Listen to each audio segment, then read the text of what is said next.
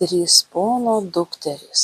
Kitąsyk prie Baudžiavų gyveno viename kaime pono valdžioje ūkininkas. Jis turėjo tik vieną sūnų ir gyveno visai neturtingai. Kartą tėvas susirgo, tuoj ir numirė. Reikia sūnui tėvą palaidoti, reikia pinigų kunigui ir elgetoms, o dar reikia, kaip kitąsyk būdavo, ir ruginukės degtinės parnešti šermenims, o pinigų nė skatiko nėra. Dar reikėjo ir ponui mokesčius mokėti, kaip tik atjojo dvaro pasiuntinys su prisakymu, kad kuo greičiau sumokėtų ponui mokesčius. Eina tas vargdienis pas poną prašytis. Nuėjęs sako ponui: mano tėvas mirė, turiu palaidoti, palauk ponas mokesčių. Aš tau palauksiu, jei neatneši rytoj, tai liepsiu tave iš namų išmesti. Eina tas sūnus verkdamas ir galvoja: ką aš dabar turiu daryti, kad nors velnias atneštų pinigų tiems mano svarbiems reikalams.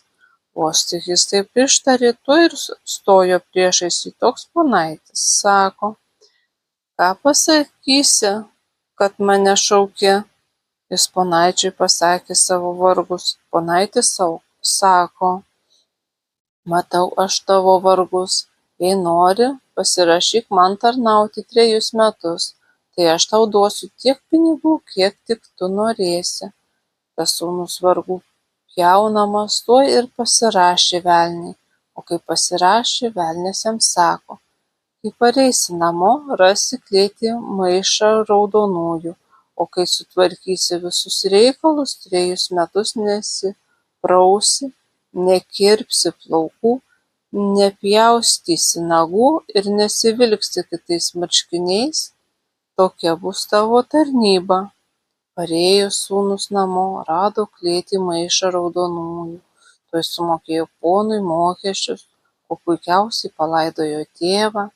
Žmonės stebisi, iš kur jis čia pinigų gavo, kad taip viskam turi.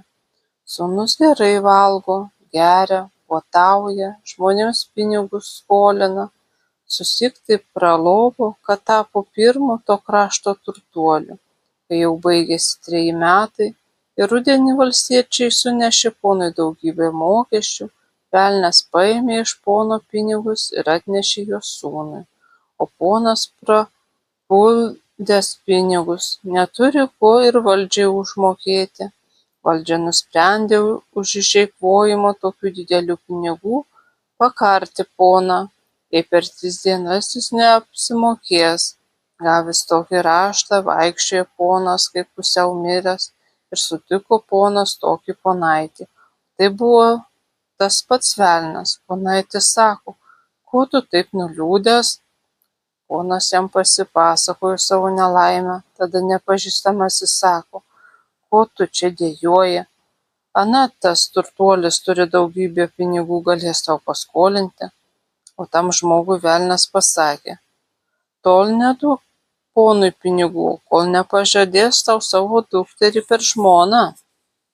Atėjo ponas pas tą baisiai apsileidusį žmogų, meldžia be kepurės, kad paskolintų pinigų, o šitas sako: paskolinsiu, jei pažadėsi leisti už manęs vieną savo dukterį. O ponas turėjo 3 dukteris ir sako: aš tau pažadu nors ir visas 3, tik tu mane išgelbėk nuo mirties. Davė jis ponui tiek pinigų, kiek jam reikėjo užsimokėti valdžiai, o ponas liko gyvas. Atėjo velnias pas vaikiną ir sako: renkis, važiuosim pas mergą, aš būsiu piršliu. Kai nuvažiavo pas poną, tuoj pašaukė tėvas vyriausiąją dukterį. O kai pamatė, kad toks baisus bernas, sako: geriau pasikarti, negu už tokio tekėti. Pašaukė antrąjį, toji sako: geriau nusiskandinti, negu už tokio tekėti. Pašaukė jauniausią, toji pamačiusi sako: kaip bus taip, tekėsiu už jo, kad ir negražus, bet turtingas. Padavė jam ranką ir tuoj bus vestuvės. Po kelių dienų pasibaigė 3 jo tarnybos metai, jis visas dailiai apsivalė ir nuvažiavo pas mergą.